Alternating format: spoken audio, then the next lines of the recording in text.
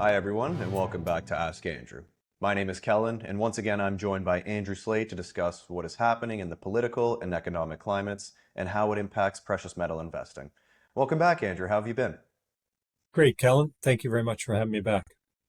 It's a pleasure always. A lot of our clients and audience is very curious on your opinion on what's been happening over the winter break.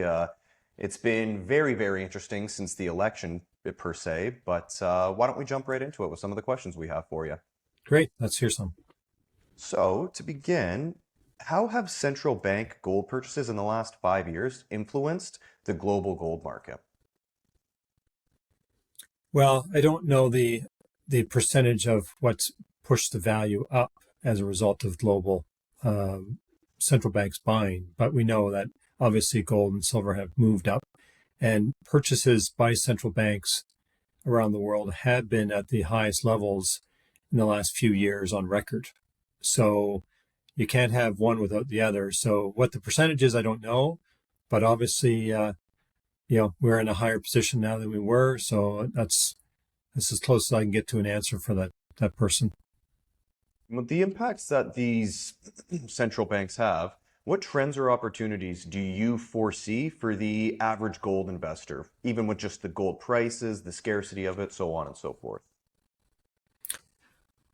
Well, for the average investor, they should be looking at gold and silver, perhaps more silver if they're the average investor because it's a better buy, better value. But um, there's going to come a time where the amount of gold and silver that's being bought around the world from central banks, countries, and whatnot, you're going to start to see one day, one of these days, you're going to have a silver and gold squeeze. There's going to be a lack of, and you just can't snap your fingers and have it, show up at the mints and be available. It's once it's bought out, it takes time to get it smelted and out of the ground, and so the buying that's going on, the shorting, the supply is getting shorter, and we're going to be surprised one of these days.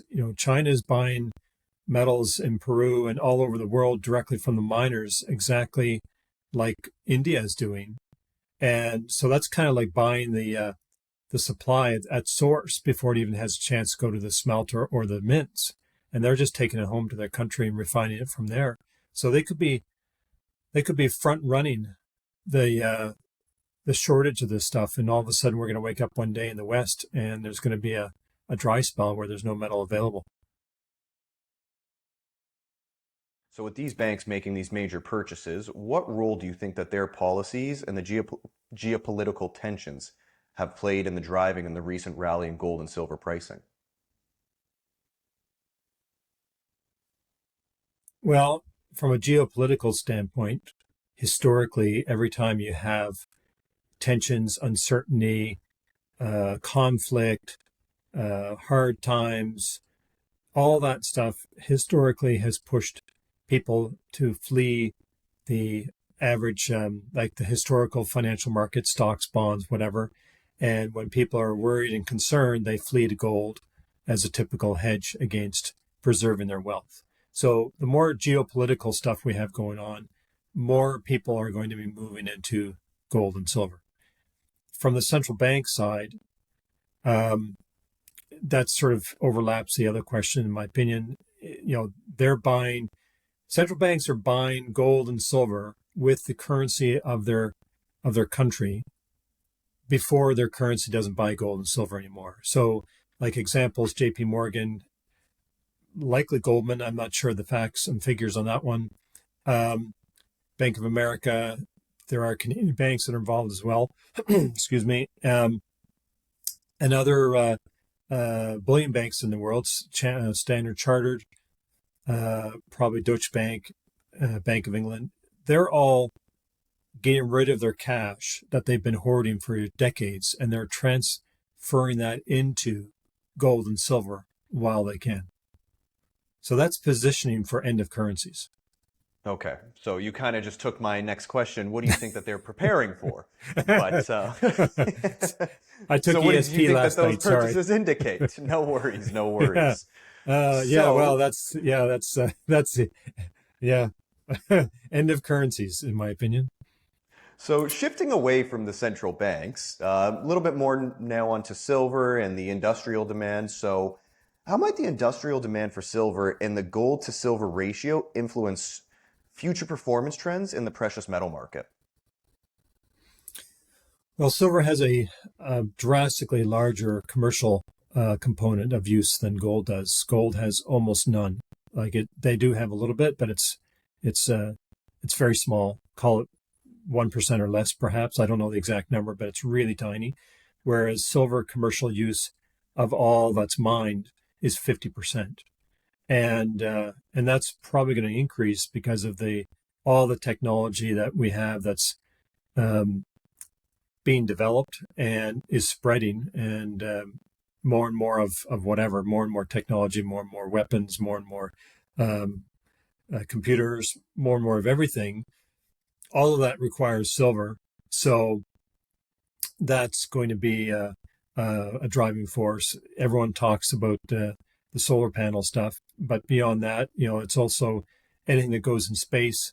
And global militaries are probably one of the largest users, but they don't talk about it. Well, it's really So, just anything technologically, right? Due to the yeah, conductibility of the metal. And I think you are right. I remember reading the 2024 Sprott Silver report, and it was projected actually the industrial share of the silver was projected to raise by about 5%. So really, really encroaching on the totality of silver. yeah. So how have the recent tariffs on industrial metals impacted the demand and pricing for silver, particularly in sectors like solar energy production? Is the question asking how are the anticipated tariffs or the existing tariffs? How have the recent tariffs on industrial metals impacted the demand and pricing for silver, particularly in solar energy production and even EVs, so on and so forth? I'm not sure how much tariffs have really had any impact. I don't see anything that's going to be negative. And I'm not even sure what tariffs are in place yet for some of those, like solar panels, for example. Are those already in force against places like China, which are producing basically almost all the solar panels? So um, the people in the States are only going to pay a higher price to China. So it hurts the American, but they're still going to buy solar. So if there's a 25% tariff on a panel that's costing, let's say, let's be generous, $300. So now it's an extra, $50, $60. So I don't think that's going to slow anything down. It's going to cost people more money, but it's not going to slow it down. So, given silver's dual role as an industrial as well as a precious metal, how might the ongoing trade tensions and supply chain disruptions influence the market performance in the coming years? Well, that's a great question. If the trade wars, disruptions, any of the supply chain stuff gets affected, and there's a challenge of getting supply to mints to refine and sell, well, there's your supply and demand.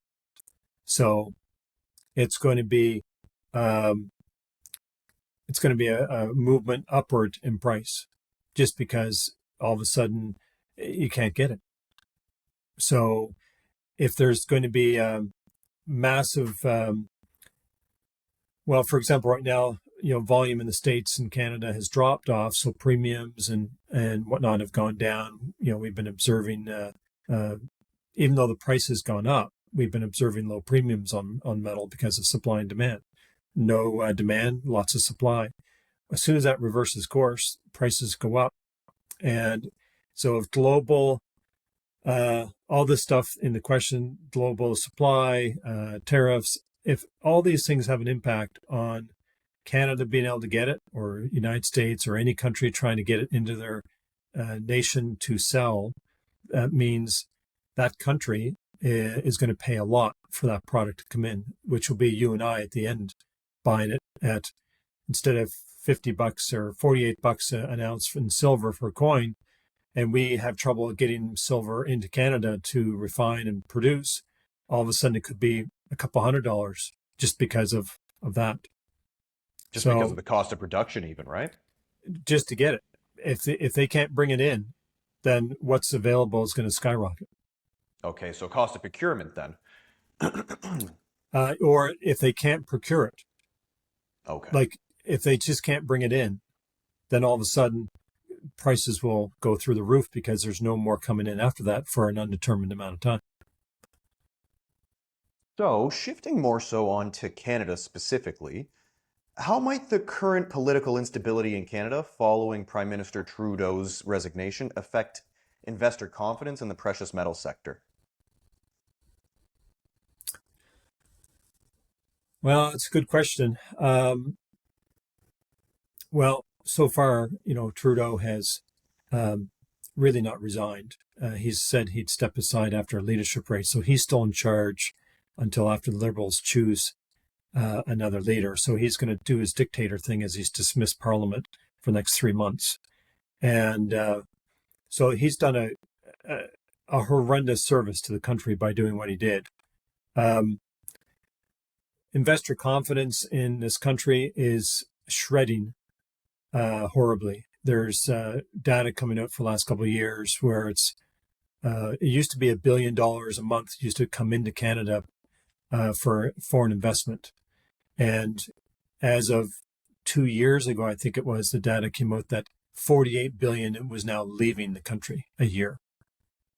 So not only have we reversed the 1 billion coming in, we're now doing 4 billion leaving the country, and money is leaving Canada like similar to like Hong Kong when the wealth was leaving Hong Kong 2 years up until China took over Hong Kong. So we've got people leaving that can leave monetarily, are leaving the country, and that is destroying us. We have foreign investment that's not coming into the country anymore because we have a leadership or lack of that has no understanding how it is to run a country. So, do And you think that, oh, yeah, go ahead. do you think that precious metals can be used as a safe haven in this time? Because as you had mentioned, the foreign investment is completely, well, it's completely stopped almost from what you're saying. Would you say that for the average Canadian, precious metals could be used as a safe haven investment to protect themselves? Yeah, 100%. Because when you have all these things occurring in the country, our debt is beyond payment. We're 408% of GDP. Last measured a year ago, and when Ireland failed in '08, they were 400% by the same measurement, and Greece failed, it was 345, and that's total government debt, all levels. Corporate debt and family debt is that measurement, and so that's insolvency. And when you have a country that's insolvent, what is a currency of an insolvent country worth? And it's just not realized yet.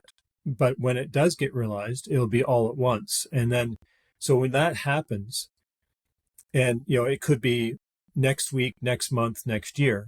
Nobody knows exactly, but it's failing all the time. It's inch by inch.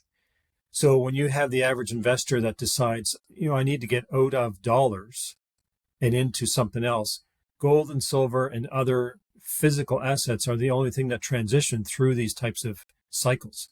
The fiat dollar investment does not. Speak to the dollar. I know generally with fiat dollars, but when you're speaking to the dollar specifically for this context, are you speaking to the US dollar as well, or strictly the Canadian? I'm referencing the Canadian dollar when I say that, but I'm just using it also when I use the term dollar, that can just be applied to any country you're in, just referencing whatever your dollar is called.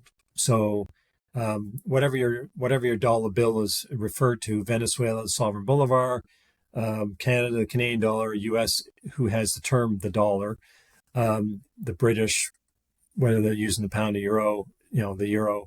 I'm just referencing dollar in general, but the Canadian currency you know, will ultimately falter and fail because there is no way to back out of this system. Our debt is beyond repayment, and they have no signs of trying to reverse course, and they can't. Even if they decide to do prudent things, there's still more debt that can be repaid.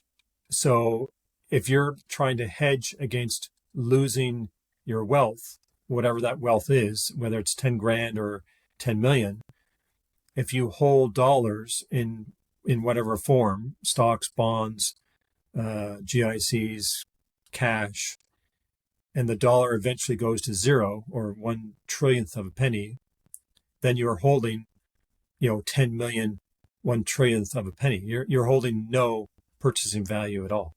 $10 million won't buy you a bag of oranges down the road or whatever. And that's happened so many times in history, every time a dollar goes off a gold standard. It's incredible, but they don't teach, history to people in countries because they don't want us to understand that that every monetary system fails, without anyone being spared. And so if you're in the monetary system that fails, then you're wiped out. And Okay. there's all kinds of history on that. Okay. And would you be able to give, and I know you and I have had this discussion, would you be able to give an example of when a currency truly fails, just for our viewers to kind of understand the impact of where we could be? Yeah, so there's lots of examples out there. So 1985, like in Google or YouTube, you could search 1985 Israel. They had a currency collapse. So that's a modern country, all that. I didn't even know about that country's currency collapsing for years. Venezuela, I would search anything there that's a recent story in the last couple of years. You'll get a bird's eye view of what's going on there. So what it looks like, and there's, of course, the German Weimar Republic, where the currency was printed into oblivion over a 6-year period. So what it looks like, for day to day, to address that question, is slowly every week it gets tougher and tougher to live. The currency, your buying power, it used to be $800 for groceries for the month. Now it's 1,000. And then, a little more time goes by. Now it's 1,500. And then a few more months goes by. Now it's 3,000. And I'm purposefully kind of graduating that up in a kind of a doubling effect, because it's kind of like this and then this. Okay. It's like a hockey stick curve. So our dollar, meaning the Canadian currency, we've been losing value for 55 years. So it's inch by inch. So the current value of the Canadian dollar since its issuance is around 2 to 2.5 cents of purchasing power. So that means it's lost 97.5% of its purchasing power. So if you had $100, if you had $1 at the turn of the century, now it's worth 2.5 cents in today's buying power. So eventually, when you start getting into hyperinflation, now they've already hyperinflated the dollar, which means inflation by definition is the exponential expansion of the monetary supply. So 2 is 4, 4 is 8, 8 is 16, and so on and so on. Once you start doing that, that's in the circulation, and sooner or later that inflation effect of the dollars will land in food, cars, houses, stock market. Stock market's been going up because that's where a lot of the inflation of the dollars is going as an illusion. People's stock market portfolios are going up, but they don't understand that their buying power is going down and they're not making any money. So eventually, as this goes into the final stages, whether that's a year or two from now, I have no idea. It'll be that, well, this has happened in Turkey in the last 2 years and other countries. You're going to have people that go to a restaurant who can still afford to, and they have to buy their meal and pay for it before they eat. Because if they pay for it after they eat, it costs more. Really? So could you break that down a little bit? That's hyper. Well, the currency starts to fail so fast, like literally during a conversation over a meal and a table, your meal might have been whatever, let's call it 10,000 whatever dollars in whatever currency, and then by the end of the meal, if you then pay for it, maybe it's $11,000. It almost sounds like they're hedging the meal the way people hedge their gold, right? Yeah, well, it's they have to do something, but um, that's that's what happens in Venezuela. And people, if they search out some programs, you can see, they've done all kinds of stuff there. They've dropped 6 zeros from their currency. So, in a place like Venezuela, what role does both gold and silver play, as well as the U.S. dollar? So people are trading and buying stuff with US dollars in Venezuela. I'm sure that's happening. People are working abroad, supporting their families and sending dollars, US dollars back to keep their families alive.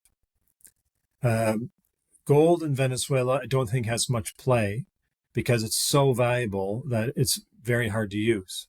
A gold might buy a city block or something like that. Ounces of silver are used to buy food for an entire month for a family of three or four. So like literally 1 ounce of silver feeds a family of three or four for a month. And I've seen programs 5 or 6 years ago where, like there'd be like the hot dog vendor on the corner of the street of a downtown city. They have a modern city down there.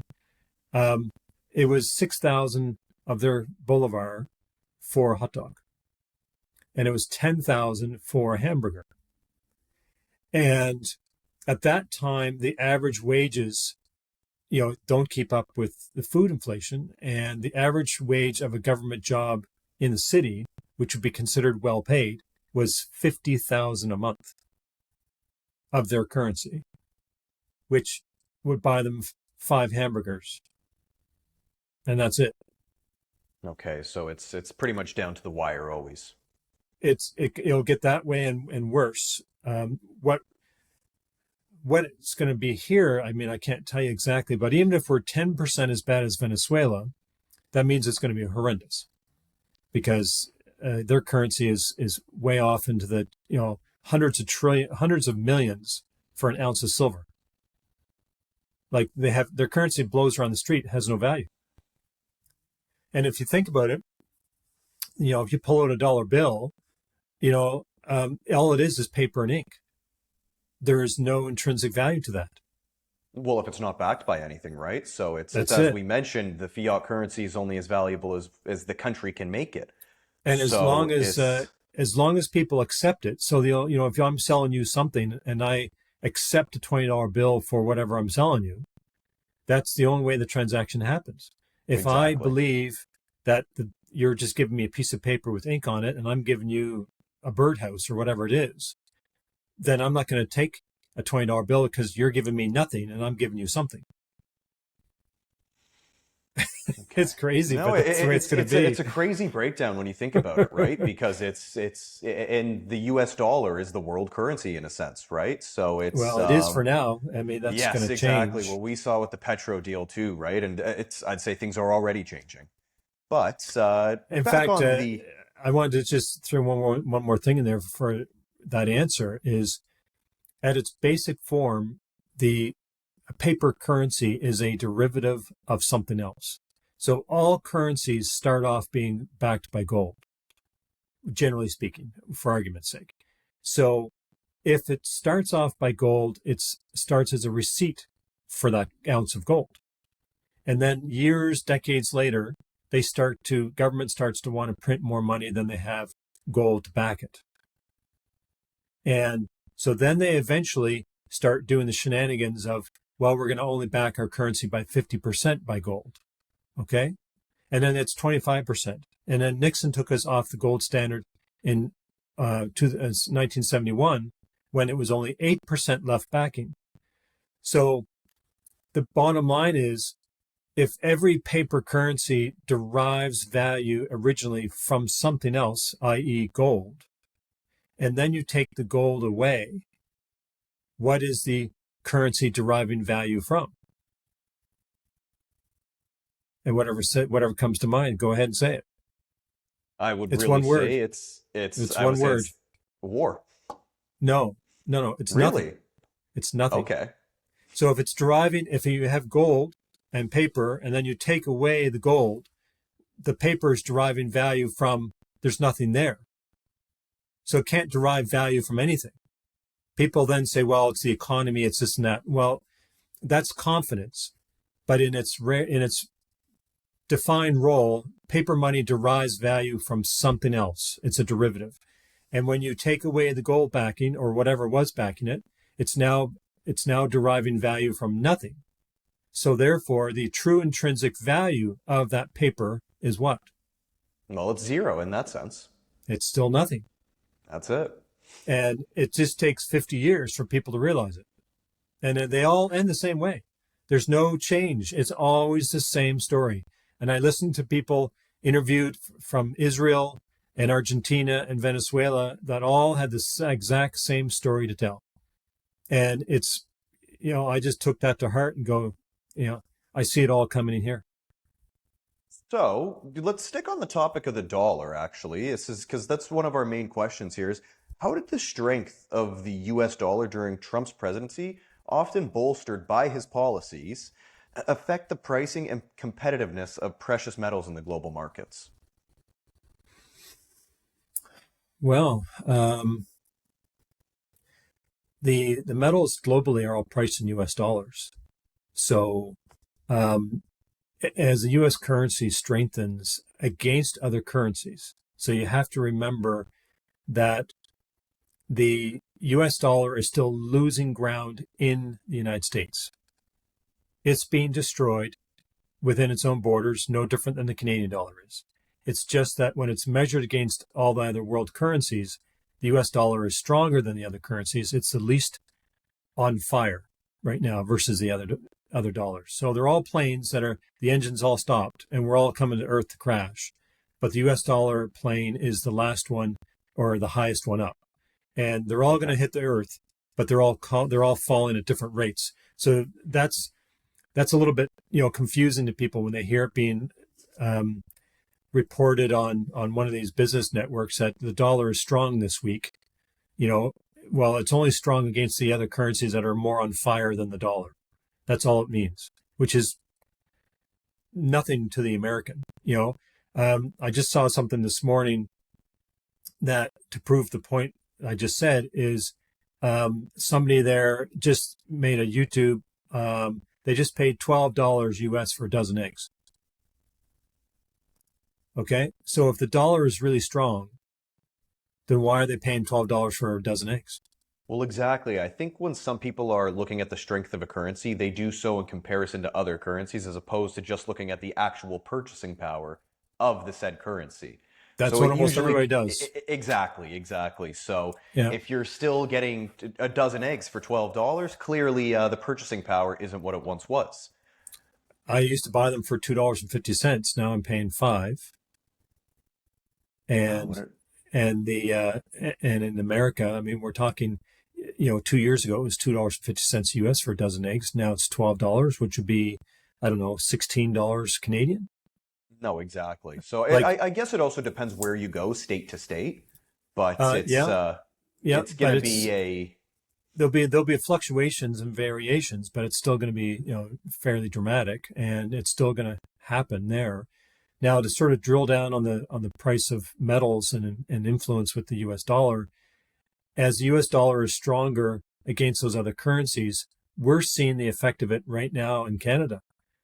Gold has been kind of down a little bit and holding its own. It hasn't moved dramatically up, but look at what's happening in Canada for the price of gold. Like it's now knocking on $4,000, but it's like $2,700 US. but it's not that gold has been very active. It's the fact that unfortunately the Canadian dollar has been very active in a negative That's right. sense. That's right.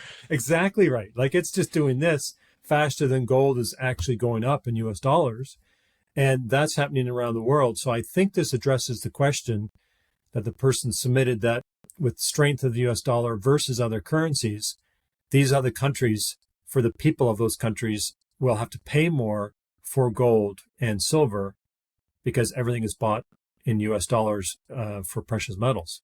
So it's going to be the Same scenario with us here in Canada. We're now knocking on 4 grand for an ounce of gold, and it's the same ounce of gold in the States. So why is it so much different? Well, it highlights your prior point about they're kind of the last plane fallen, where it's we're really seeing the impact in pricing in Canada and other countries around the world that have had these currency problems. So, with that being said, what do you think drove the 5% increase in gold demand and the 35% rise in its value over US 100? Hold on. Using its rise in value to over, okay, hold on. It's over 100 billion USD. So with that being said, what do you think drove the 5% increase in the gold demand and the 35% rise in its value to over US $100 billion in quarter three of 2024? Well, I'm not familiar with the exact stat on it. All I can say is I think the demand was always by the central banks and the world countries gobbling up gold while they can, and so that's going to have the effect of moving stuff up. They're also not able to put as much pressure on gold, bringing it down with so much physical demand that's pushing against it.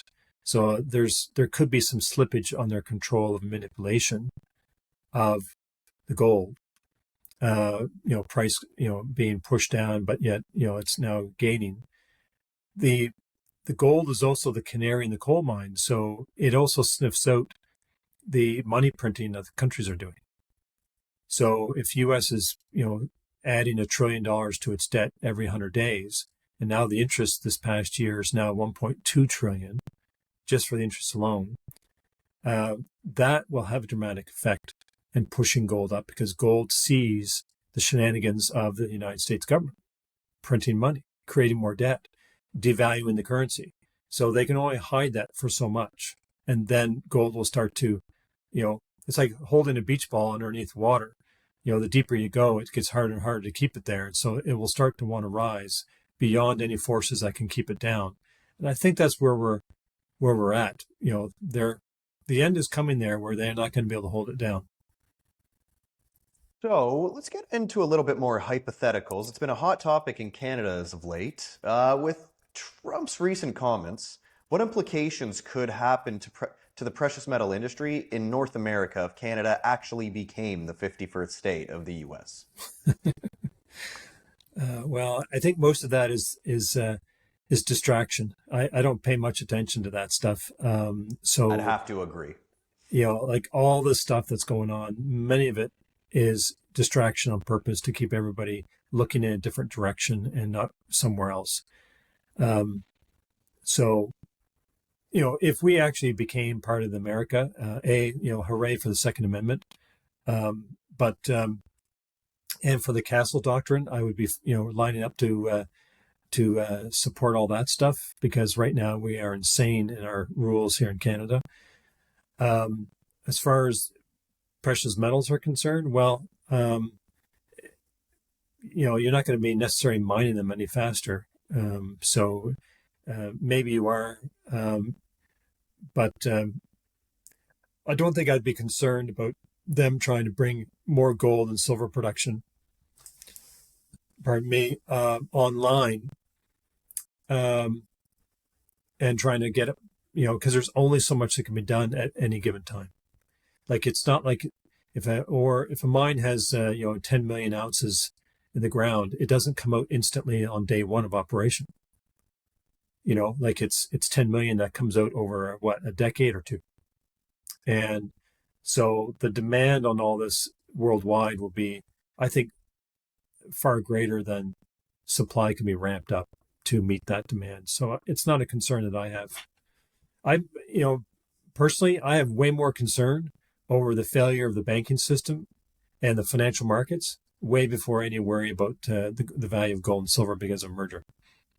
Okay. So yeah, and I think that kind of plays into the fact that gold and silver is the safe haven where it's you almost don't need to worry about in the sense. Even though it Yeah. might be negatively impacted, it's still going to be it's not going to see the same level of impact as other stocks or bonds would or even just the currencies themselves. Yeah, that's a bit of a mind warp for people to get their heads around. And it took me a while to sort of um, start living that way. Is, I measure my assets in ounces. I don't measure it in dollar terms. And so what does dollar terms really mean? When the value starts going up in a hyperinflation event. Like you asked the person in Venezuela where, let's just say last month it was 100 million for their sovereign bolivar for an ounce of silver. And then this month it's 200 million. Well, they don't represent their wealth in their dollars anymore because their dollars have no meaning, Exactly. right? If they're blowing around the streets and I say, hey, Kellen, you now have, doubled your money and you got 200 million now. All you're going to do is look at me and say, well, I'm still just going to use this same ounce to go feed myself for the next month. I don't care what the currency value is because it just buys the same thing. Well, Um, it's meaningless as a whole, it sounds like.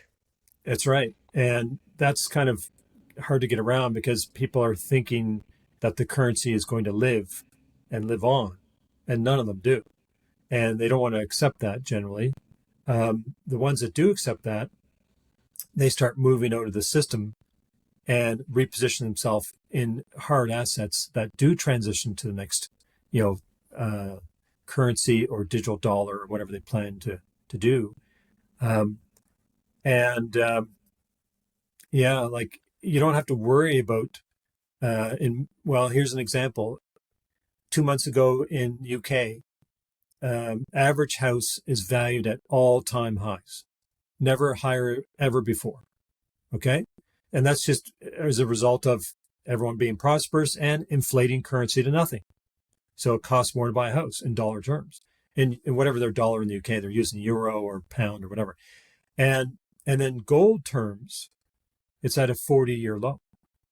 Really? So again, that just once again highlights the weakness of the purchasing power of That's it. whatever currency they're using at that for that purchase. Whatever Let's currency they're call it the using, pound. that's it. And then so what's going to eventually happen in the UK, which is going to happen everywhere, is that the house will come down in value because everyone's broke.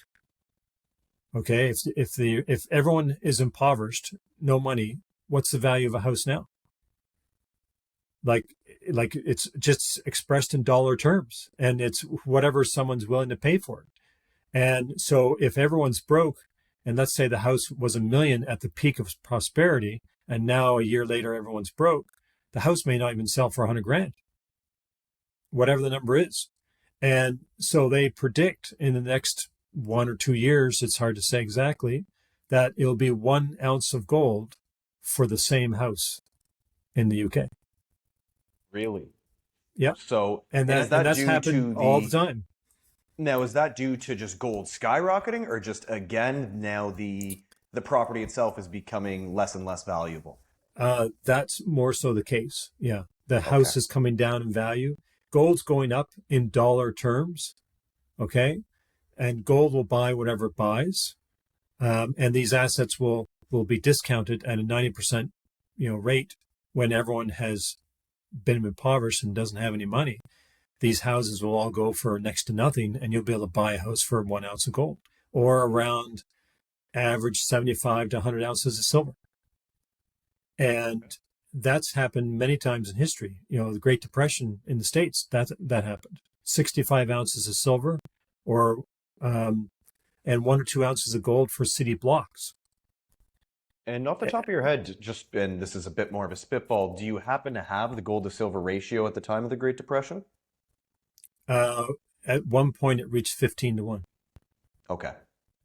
So that's another good reason for looking at silver if you have minimal means, is that right now it's 90 to 1. Exactly. And we So, might see it reach, well, maybe not 15 to 1, but there's definitely room for that gold to silver ratio to tighten up. well, 100%, but these cycles keep repeating. So the 15 to 1 happened, in my understanding, 3 times last 100 years. So like it's a cycle. Okay. Why when we had the Great Depression in the 30s, they all think they'll never happen again. Well, now here we are again. It's a cycle. Yeah. And so the silver to gold ratio will drop dramatically. Does it get to 15 to 1? I don't know. I have heard some arguments that were very compelling from a guy that's been studying this for a long time, and he thinks it's very possible that it'll go 1-to-1. Really? Yeah. I'd have to see that study, in all honesty. I Well, would very it's much like to take a look at that. I'm not saying it's going to do that, but it's like, the arguments he gave, it's like I raised my eyebrows. I'm like, well, like none of that's really out there. And it's possible because if you think about what's available, if you go back in history and look at the war between gold and silver, silver was the dollar it was backing the banks of half the world. And it was the other half of the world that used gold. In our lifetimes, it's always been just gold. But if you go back roughly 150 years, it was one half of the planet was using silver as a backing, and the other half is gold. And there was a war between those two banks, and the German banks sort of won and beat out the silver banks, if you will. And then they poo-pooed on silver from there, devalued it, made it a 16-to-1 ratio because of it being less valuable, and then you have to carry more. And so they just arbitrarily set these things in motion. And there's been a war against silver and a suppression of silver ever since. And it's interesting, but here you have around the world, there's, let's call it 2 ounces of gold for everybody on the planet that's actually available above ground. And there's only like 1 ounce of silver for everybody around the world.